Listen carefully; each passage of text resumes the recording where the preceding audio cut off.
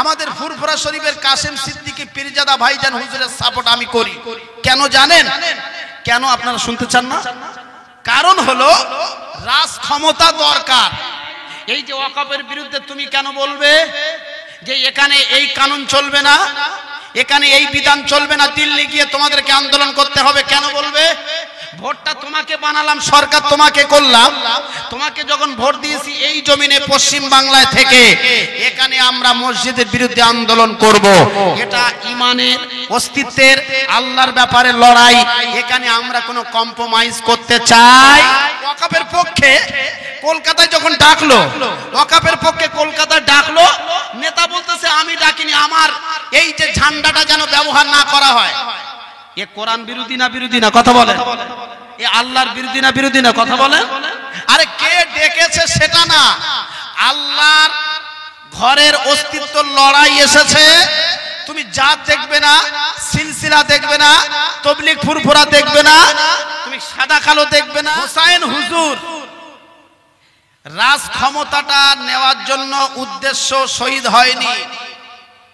তিনি মনে মনে করছেন যে হযরতে মুয়াবিয়া রাদিয়াল্লাহু তাআলা আনহু চলে যাবে, তার ছেলে খেলাফতের দায়িত্ব পাবে।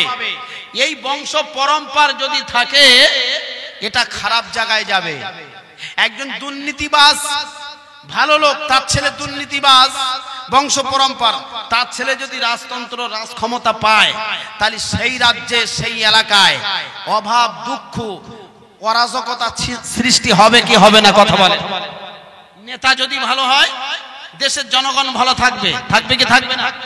আমাদের মাননীয় প্রধানমন্ত্রী এ মনে হয় বছরে বছরে 20-30 বার, 40-50 বার, আরো কতবার যে বিদেশে যায়, দেশের জনগণের কথা একবার ভাবে না। একবার বিদেশে গেলে কোটি কোটি টাকা খরচ, দেশের টাকা বিদেশে নিয়ে যায় মাস্তানি করে, কিন্তু দেশের জনগণের কথা ভাবে না। খালি ওয়াদা 15 লাখ করে তোমাদের অ্যাকাউন্টে ঢুকবে। মোদী সরকার বলেছিল না বলেনি? বলেছিল না? কিন্তু ঢুকেছে? খালি ওয়াদা, ভাওতাবাজি বেশি দিন চলে না। এজন্য প্রিয় ভাইরা, টিএমসি সরকার বলতে গেলে আমরা ক্ষমতায় রেখেছি, কথা ঠিক কি ঠিক না কথা বলেন? কথা না বলে একটু আমার সঙ্গে একটু জোরে আওয়াজ দেন। মুসলমান ক্ষমতায় রেখেছে না? মুসলমান একটা কিন্তু বিজেপি করে না, একটার দা আছে তিয়াসড়া, তিয়াসড়া বোঝেন না? জাত ছাড়া তারা বিজেপি করে, কিন্তু সবাই 100-র মধ্যে 99 জন টিএমসি করে। এইবার তার ভিতরে এখন নতুন ভাইজানের একটা পার্টি আছে, আইএসএফ করে, কিছু সংখ্যক করে, অল্প, কিন্তু সবাই টিএমসি করে। আমরা ভোট দেব, আমরা তোমাকে মন্ত্রী বানাবো, মুখ্যমন্ত্রী বানাবো, আমরা রাজ ক্ষমতা পাবো না মানে কি?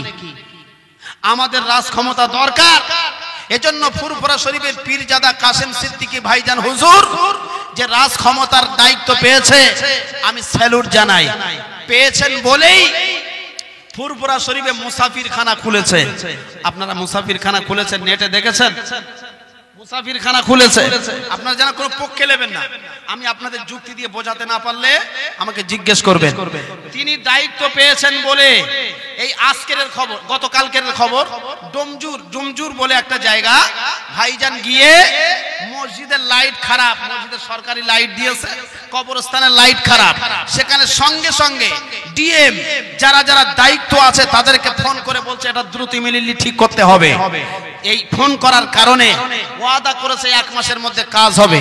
তিনি দায়িত্ব পেয়েছেন বলে ফুরফুরা শরীফের 100 বেডের হসপিটাল সেটাও খুলে দিয়েছে। তাহলে আমার প্রিয় ভাইরা, রাজ ক্ষমতা আমরা দিলাম, আমরা যদি ক্ষমতা না ভোগ করতে পারলাম, আমাদের মতো বোকা লোক আর আছে বলে মনে হয়? আমি টাকা ইনকাম করেছি, আমি যদি ভোগ না করতে পারলাম তাহলে আর কি হলো কষ্ট করে? আমরা ক্ষমতায় রেখেছি সরকারকে, তাহলে আমরা ক্ষমতায় রাখার পরে আমাদের একজন প্রতিনিধি, তিনি নবী রাষ্ট্র নায়ক ছিল কি ছিল না? একটু কথা বলেন ভাই, ছিল কি ছিল না? হযরত আবু বকর রাষ্ট্র নায়ক ছিল, উমর, উসমান ছিল, আলী ছিল। আল্লাহর রাসূল রাজ ক্ষমতা থেকে তিনি রাষ্ট্রনায়ক কিভাবে হবে, শাসন কিভাবে করতে হবে তিনি দেখিয়ে গেছেন। আবু বকর, উমর, উসমান, আলী হুজুর দেখিয়ে গেছেন। তো আমার প্রিয় ভাইরা, কোন পক্ষের দিকে টেনে নিয়ে যায় না, আল্লাহর কসম বলি, বোঝানোর জন্য বলছি। হোসাইন হুজুর কেন শাহাদাত বরণ করতে হলো জানেন? বিষয়টা হলো কুফা থেকে চিঠি আসছে আর বারে বারে বলছে হোসাইন কুফা এসো, তোমার হাতে বায়াত নেব। আসলে ষড়যন্ত্র করে ইয়াজিদ ষড়যন্ত্রে হোসাইন হুজুরকে মারার জন্য প্ল্যান করছে। এমত অবস্থায় হোসাইন হুজুর স্বীকার করেছেন যে ইয়াজিদের চিন্তা ভাবনাটা খুবই, দেশ চালানোর দক্ষতা আছে। দেশ চালানোর দক্ষতা আলাদা আর দুর্নীতিটা আলাদা। দেশ চালানোর দক্ষতা সবার থাকে না, দক্ষতা আছে, দেশ চালানোর ব্রেন আছে ইয়াজিদের, কিন্তু ইয়াজিদের ভিতরে দুর্নীতি। ওয়াদা করবে মুদির মতো, এই দেবো সেই দেবো, ওই করবো এই করবো, কিন্তু মাল করবে না। এজন্য হোসাইন হুজুর বলতেছে এটা মানা যাবে না, কারণ নেতা হবে সত্যবাদী। কি বাদী? নেতা হতে হবে সত্যবাদী। নেতা আপনাদের কাছে এসে বলছে আমার ভোট দিলে এই দেবো সেই দেবো, রাস্তা দেবো, কবরস্থান সুন্দর করে ঘিরে দেব, কিন্তু মাল 14 বছর আর দেখা করে না। তা ও নেতা ঝাঁটা দেখাবে না, জুতো দেখাবে না, কি দেখাবে? কি দেখাবে বলেন? বোঝাতে পারি না। দেখা করে না, নেতা গেছে ঝাঁটা দেখাচ্ছে। আহা, ওয়াকাফের বিরুদ্ধে, ওয়াকাফের পক্ষে কলকাতায় যখন ডাকলো, ওয়াকাফের পক্ষে কলকাতায় ডাকলো, নেতা বলতেছে আমি ডাকিনি, আমার এই যে ঝান্ডাটা যেন ব্যবহার না করা হয়। এ কোরআন বিরোধী না বিরোধী না কথা বলেন? এ আল্লাহর বিরোধী না বিরোধী না কথা বলেন? আরে কে ডেকেছে সেটা না, আল্লাহর ঘরের অস্তিত্ব লড়াই এসেছে। তুমি জাত দেখবে না, সিলসিলা দেখবে না, তবলিগ ফুরফুরা দেখবে না, তুমি সাদা কালো দেখবে না। কলকাতা সব মুসলমান গিয়ে দেশের মন্ত্রীকে জানাতে হবে, দেশের প্রধানমন্ত্রীকে শিক্ষা দিতে হবে যে এরা যখন মসজিদ, মাদ্রাসা, খানকা, ঈদগাহ, মক্তবে এদের হস্তক্ষেপ করা হয়, এরা সব জাতি একত্রিত হয়ে লড়াই করে, এরাই বুঝেলে। কথা ঠিক কি ঠিক না? তখন পিছাচ্ছিলে, আর এখন তুমি একটা বিধানসভার মন্ত্রী, তোমাকে যাচ্ছে জুতো দেখাচ্ছে, ঝাঁটা দেখাচ্ছে, তুমি কি সুনাম কুড়িয়ে বাড়িতে চলে এসেছো। মানে এসব আল্লাহর পক্ষ থেকে অপমান। কথা ঠিক কি ঠিক না? কথা বলে না, এসব আল্লাহর পক্ষ থেকে অপমান। আপনারা বুদ্ধিমান লোক, কথা বুঝে বলবেন। এখানে আল্লাহর ব্যাপারে যার আসার হিম্মত হলো না, বরং নিষেধ করে দিল। আল্লাহ বলেছেন তোরে এমন জুতোর বাড়ি মারবো, এমন তোকে ঝাঁটা দেখাবে, তুই লজ্জায় জনগণের কাছে মুখ দেখাতে পারবি না। তার প্রমাণ হয়েছে কিনা হয়নি? সবাই বলে হয়েছে না হয়নি? কথা বলে। প্রিয় ভাইয়েরা, আমার বলার উদ্দেশ্য হলো ফুরফুরা শরীফের কাসেম সিদ্দিকী ভাইজান যা করেছে, খারাপ বললেও আমি ঠিক বলেছি, আপনাদেরকেও বোঝানোর চেষ্টা করেছি। কারণ আমরা তাদেরকে ক্ষমতায় রেখেছি, আমাদের রাজ ক্ষমতা দাও, আমাদের ক্ষমতা দাও, আমাদের অধিকার আমাদের বুঝে নিতে দাও। আমরা আর ফুটবলের মতো থাকতে চাই না। তোমাকে সুন্দর করে দিয়ে দিলাম ভোট, তুমি মুখ্যমন্ত্রী হয়ে তুমি এখানে এটা উদ্বোধন করছো, সেখানে ওটা উদ্বোধন করছো, কেন মসজিদ উদ্বোধন হবে না? হওয়ার দরকার কি দরকার না? হওয়ার দরকার না দরকার না? আছে না নাই? এই যে ওয়াকফের বিরুদ্ধে তুমি কেন বলবে যে এখানে এই কানুন চলবে না, এখানে এই বিধান চলবে না, দিল্লি গিয়ে তোমাদেরকে আন্দোলন করতে হবে? কেন বলবে? ভোটটা তোমাকে বানালাম, সরকার তোমাকে করলাম, তোমাকে যখন ভোট দিয়েছি এই জমিনে পশ্চিম বাংলায় থেকে, এখানে আমরা মসজিদের বিরুদ্ধে আন্দোলন করব। এটা ইমানের, অস্তিত্বের, আল্লাহর ব্যাপারে লড়াই। এখানে আমরা কোনো কম্প্রোমাইজ করতে চাই এজন্য জাতি ভেদাভেদ ভুলে গিয়ে, আইএসএফ টিএমসি ভুলে গিয়ে আমরা সব এক আল্লাহর বান্দা। কোন আল্লাহর বান্দা? এক আল্লাহর বান্দা। তাকবীর দেবেন, নারায়ে তাকবীর, জোরে লাগাবেন নারায়ে তাকবীর। একটু জোরে দেন প্লিজ, নারায়ে তাকবীর, নারায়ে তাকবীর। এজন্য কাসেম সিদ্দিকী ভাইজানের পক্ষে আলহামদুলিল্লাহ, আল্লাহ তাকে আরো ক্ষমতা বাড়িয়ে দিক। হোসাইন হুজুর মানেনি, চলে গেল কুফার জমিনের দিকে রওনা। অনেক ঘটনা সংক্ষেপে বলি। মুসলিম বিন আকিল গেলেন, যাওয়ার পরে প্রায় 20-30 হাজার বায়াত নিয়েছে। বায়াত নেবার তারা গ্রামের সরল মানুষ, গ্রামের মাতব্বর আলাদা আর আপনারা সরল মানুষ, আপনাদের চিন্তা আলাদা। মাতব্বরের চিন্তা কার মালটা ঝেড়ে খাবো, কার বাঁশ দেবো, কার আসালা দেবো, কার ফাটা দেবো, খালি এই ঘরে এই মাতা। সব নেতা না, দুর্নীতিবাজ নেতা। নেতার আগে ছিল মোটরসাইকেল ইয়ামা, ফটফটি ইয়ামা। এখন নেতা 4 চাকা চেপে স্করপিও। ভুল বলছি না ঠিক? আগে একতলা বাড়ি ছিল, রং করার পয়সা ছিল না, এখন 3 তলা। কলম দিলে সই করতে গিয়ে কলম ভেঙে দেয়। এরা মাল আছে না? না। কি ভাষা বলে নিজে ঠিক পায় না, আবার বড় নেতা। বড় নেতা মানে আল্লাহর রাসূল বলেছেন তোমাদের সমাজে যখন দেখা দেবে, আমি বারবার বলেছি এটা কিন্তু রঙের দিকে নিয়ে যাবেন না, সত্য কথাটা বলছি শুনেলেন। সত্য কথা বললে আমার চাকার হাওয়া খোলা শুরু হয়ে যাবে, যাক না, সমস্যা নাই, ভয় পাই না। প্রিয় ভাইয়েরা, আবার এজন্য আল্লাহ বলেছেন আমি যার পক্ষে থাকবো পৃথিবীর কোনো মায়ের সাধ্য নাই তাকে অপমান করার। কথা ঠিক কি ঠিক না? কথা বলেন ভাই। একবার তাকবীর দেবেন জোরসে, নারায়ে তাকবীর, জোরসে লাগান নারায়ে তাকবীর, নারায়ে তাকবীর। বদরের ময়দানে কথাটা বলে বলবো, 311 জন সাহাবী। কত সাহাবী? 311 জন। কিন্তু আজীবন কাল শুনে এসেছি 313 জন। আমি বলছি 311 জন, 311 জন। 2 জন বাড়বে ইনশাআল্লাহ, বাড়বে। 311 জন সাহাবী যুদ্ধের ময়দানে যাওয়ার প্রস্তুতি পুরো রেডি। বেঈমানদের হাজারের অধিক। আল্লাহ রাসূলের সাহাবী, প্রধানত সাহাবী হযরত আবু বকর সিদ্দিক রাদিয়াল্লাহু তাআলা আনহু, তিনি বলছেন ইয়া রাসূলুল্লাহ কিভাবে বেঈমানদের সঙ্গে মোকাবেলা করব? আমাদের তো অস্ত্র শস্ত্র কম, আমাদের অস্ত্র শস্ত্র কম, আমাদের সরঞ্জাম কম। কে বলছেন? হযরত আবু বকর নবীকে বলছেন। ঠিকই কথা, আমাদের তেমন কিছু নেই হুজুর, কি করি? নবী বললেন আবু বকর চিন্তা করো না, আমাদের সঙ্গে আল্লাহ আছে। আল্লাহ কোরআনে বলেছেন ওয়া আলা রাব্বিহিম ইয়াতাওয়াক্কালুন, আমার বান্দা যারা হবে আমি আল্লাহ বান্দার জন্য যথেষ্ট থাকবো। জোরে বলুন সুবহানাল্লাহ। আমাদের জন্য আল্লাহ আছে। আল্লাহর রাসূল বলে সিজদায় পড়লেন। আল্লাহর ফেরেশতা জিবরাইল আমিন এলেন। কে এলেন? জিবরাইল আমিন।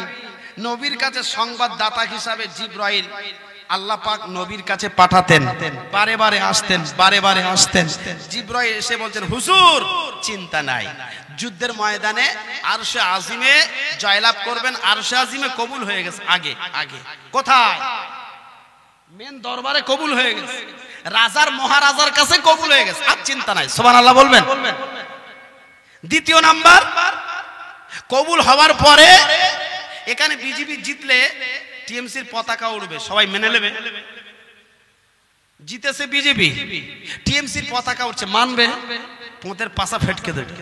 দেবে কি দেবে? আরে বিজেপি জিতে বিজেপির পতাকা উড়বে, আইএসএফ জিতেছে আইএসএফ এর পতাকা উড়বে। এটাই তো ঠিক নাকি? কথা বলেন, এটা ঠিক না? ঠিক না? যে জিতবে তার পতাকা উড়বে, কারণ তার সৈন্য বেশি। অন্য জাতি অন্য দল আসলে একেবারে মারবে সেই সোনপুরি পাটা। তো মক্কার জমিনে আল্লাহ নবীর কাছে এসে জিবরাইল বলেন হুজুর জিতে গেছেন, কবুল হয়ে গেছে দরবারে। সুবহানাল্লাহ বলেন। জিতে যাওয়ার পরে 2 নাম্বার অফার হলো জয়লাভের পতাকা, সাদা আর কালো, লা ইলাহা ইল্লাল্লাহ মুহাম্মাদুর রাসূলুল্লাহ, এটাই কলেমাটা লেখা থাকবে। এই পতাকাটা আপনার হাত দিয়ে আল্লাহ তাআলা বদরের প্রান্তরে উড়িয়ে দেবে, ওটাও কবুল হয়ে গেছে। সুবহানাল্লাহ বলেন। আর 3 নাম্বার, এই যুদ্ধের ময়দানে জয়লাভ করবার পর আগামীতে এই ইসলামটা, ইন্নাদ দীনা ইনদাল্লাহিল ইসলাম, গোটা পৃথিবীতে প্রায় কম বেশি 170 থেকে 75টা ধর্ম আছে।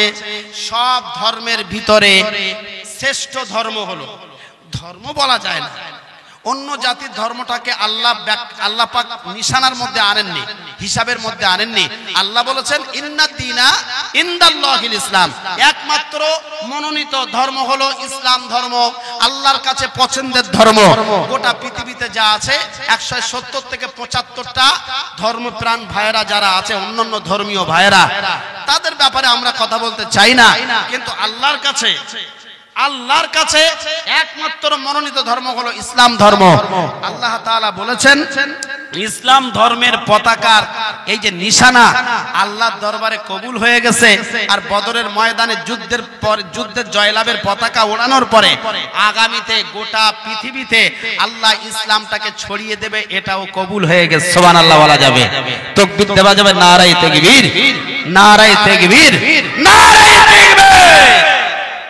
কজন সাহাবী? 300, মনে রেখে দেবেন, আজীবন কাল মনে রাখবেন। ইসলামের প্রথম যুদ্ধ, এগুলো কুইজে আসে, কুইজ। শেষ দুজন কোথা থেকে এলো? নাম হলো মাজ আর মুআজ, বাচ্চা ছেলে, 10 বছর আর 12 বছর। ঠান্ডা পানি এই বাবা, দুধ নি লেসো। মাজ আর মুআজ 10 বছর আর 12 বছর, দুই ছেলে হা হা করে ছুটে আসছে গ্রাম থেকে, যুদ্ধের ময়দানে হা করে ছুটে আসছে। বাবা আস্তে আয়, আস্তে আয়, আস্তে আয়। নবীর কাছে এসে হাঁপাচ্ছে আর বলছে, ইয়া রাসূলুল্লাহ একটা কথা বলবো। বলো বাবা। মাজ আর মুআজ বলছে, ইয়া রাসূলুল্লাহ আমার বাবা নাই, আমার বাবা থাকলে যুদ্ধের ময়দানে অংশগ্রহণ করত, আর আমার বাবা যুদ্ধের ময়দানে শাহাদাতের মৃত্যুটা নিলে আমরা আমাদের জীবনটা ধন্য হতো, আমরা একজন শহীদানের ছেলে। সুবহানাল্লাহ বলা যায়? বাবা নাই, মারা গেছে, মায়ের থেকে দোয়া নিয়ে এসেছি, ইয়া রাসূলুল্লাহ আপনি আমাদেরকে যুদ্ধের ময়দানে অংশগ্রহণ করার অনুমতি দেন। নবী বললেন, তোমরা বাচ্চা ছেলে, তোমরা ছোট ছেলে, তোমরা কি করবে? মাজ মুআজকে দেখিয়ে বলছে, ইয়া রাসূলুল্লাহ আমি বড়, আমাকে অনুমতি দেন, ওর থেকে আমি বড়। ছোটটা বলছে, ইয়া রাসূলুল্লাহ ও খালি নামে লম্বা হয়েছে, ওর গায়ে ক্ষমতা নেই, আমি ছোট, আমার গায়ে ক্ষমতা বেশি, আমাকে দেন। সুবহানাল্লাহ বলবেন না? বাড়ি গিয়ে বলিয়েন, বাড়ি গিয়ে একেবারে বলেলেন। মুআজকে দেখায় যুদ্ধের ময়দানে, তুই যাবি না আমি যাব। মুআজকে বলে, তুই যাবি না আমি যাব। কিসের লড়াই? জীবন দেওয়ার লড়াই, জীবনটাকে তরবারির আঘাতে দেওয়ার লড়াই। প্রিয় ভাইরা আমার, বোঝার চেষ্টা করুন। মাজ আর মুআজের এই কাণ্ড দেখে নবীজি খুশি হয়ে গেলেন। আল্লাহর রাসূল বলেন, যা তোরা ঝগড়া করিসনি, তোদের দুজনকে অনুমতি দিলাম। সুবহানাল্লাহ বলা যায়? অনুমতি দেওয়ার পর প্রিয় ভাইরা আমার, মুআজকে বলছে, মুআজ রে শুনেছি একজন নবীর শত্রু, নাম হলো আবু জাহাল, যুদ্ধের ময়দানে নেতৃত্ব দিচ্ছে। আবু জাহালটাকে মাজ একবার আমাকে চিনিয়ে দে রে ভাই, আমি এমন করে ওই ব্যক্তিটাকে আমি চেষ্টা করব আমার তরবারির আগায় ওকে দুনিয়া থেকে বিদায় করে দেওয়ার। মুআজকে বলছে বড়, ছোটকে বলছে বড় ভাই, ছোট ভাইকে বলছে ছোট ভাই, আমরা তো ছোট মানুষ, আমরা যখন ওই মানুষটাকে টার্গেট করে নেব, এক সাহাবীকে বলছেন, সাহাবী ওই যে নেতৃত্ব দিচ্ছে বেঈমানদের ভিতরে আবু জাহাল, মানুষটাকে আমাদেরকে চিনিয়ে দেন। এক সাহাবী বললেন, মুআজ ওই মানুষটা হলো ওই ঘোড়ার পিঠে এমন করে সওয়ার হচ্ছে, ওই যে মানুষ আবু জাহাল, ওটা হলো নবীজির বড় শত্রু। প্রিয় ভাইরা আমার, মুসলমান কলিজার টুকরা বাবাজিরা, ছোট বড়কে দেখালেন, দেখানোর পরে দুই ভাই যুক্তি করে নিল, ওরে ছোট ভাই আমরা তো ছোট মানুষ, নবীজির আর বেঈমানদের সঙ্গে যুদ্ধ লড়াই শুরু হয়ে গেছে, আবু জাহাল এমন করে নেতৃত্ব দিচ্ছে, ঘুরে ঘুরে বেড়াচ্ছে, ওরে ছোট ভাই আমরা ছোট মানুষ, আমরা ওর মাঝখানে ঢুকে যাব। ঢুকে যাওয়ার পরে এমন করে আমি আবু জাহালের ঘোড়ার পাশে যখন দাঁড়িয়ে যাব, আমি তাড়াতাড়ি বসে পড়ব, তুমি আমার ঘাড়ে উঠে পড়বে, ঘাড়ে উঠে ওঠার পরে আমি উঠে দাঁড়াবো, তুমি তো লম্বা হয়ে যাবে, বড় মানুষের মতো আমরা এমন করে হয়ে যাব। মুসলমান ভাইরা আমার, ছোট ভাই বড় ভাইকে বলছেন, বড় ভাই ছোট ভাইকে বলছেন, ছোট ভাই রে ওই মুহূর্তে তোমার দায়িত্ব হলো ইসলামের বড় শত্রু, বেঈমানদের সব থেকে যিনি প্রতিনিধিত্ব করছেন নবীজির শত্রু আবু জাহাল, তুমি আবু জাহালকে পিছন দিক দিয়ে তরবারি দিয়ে ওকে দুনিয়া থেকে জাহান্নামে পাঠিয়ে দিতে হবে। দুই ভাই আল্লাহর উপরে তাওয়াক্কুল করে এমন করে রওনা হলেন। মুসলমান ভাইরা আমার, আবু জাহাল ঘুরে ঘুরে বেড়ায়, নেতৃত্ব দিচ্ছে সেনাপতি বেঈমানদের। আবু জাহালের ঘোড়ার পাশে যাওয়ার পরে বড় ভাই তাড়াতাড়ি করে হ্যাঁ হলেন, ছোট ভাই ঘাড়ে চেপে বসলেন। চেপে বসার পরে আবু জাহালের পিছন দিক দিয়ে আস্তে আস্তে করে গিয়ে বিসমিল্লাহি আল্লাহু আকবার বলে তরবারি আবু জাহালের গলায় চালিয়ে দিলেন। আবু জাহালের গর্দানে বসিয়ে দিলেন। দেওয়ার সঙ্গে সঙ্গে আবু জাহালের মাথাটা জুদা হয়ে গেল, পড়ে গেল।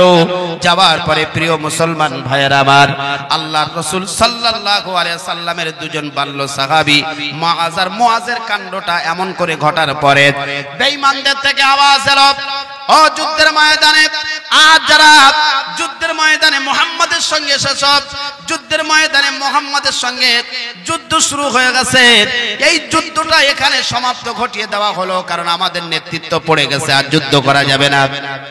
যুদ্ধ বন্ধ হয়ে গেল।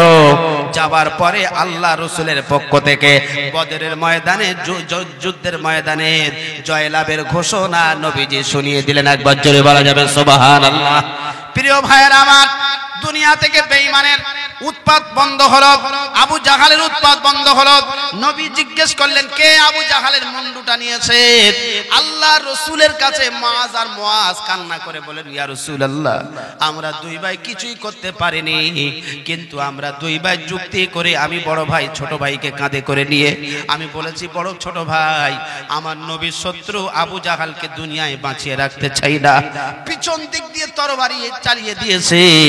আল্লাহর কুদরতে এই তরবারি চালানোর কারণে আবু জাহালের মুন্ডুটা দুনিয়ার জমিনে পড়ে গেছে। আল্লাহ নবী বললেন, ওরে মুআজ আর মুআজ, আমি নবী খুশি হয়ে গেছি, তোদের নামটা সোনালী অক্ষরে আল্লাহ রাব্বুল আলামিন কবুল করে নিয়েছে। কিয়ামতের ময়দানে মুসিবতের দিনে আমি নবী কথা দিলাম, তোদের দুজনকে না নিয়ে আমি নবী জান্নাতে যাব না। জোরে বলুন সুবহানাল্লাহ। নারায়ে তাকবীর, নারায়ে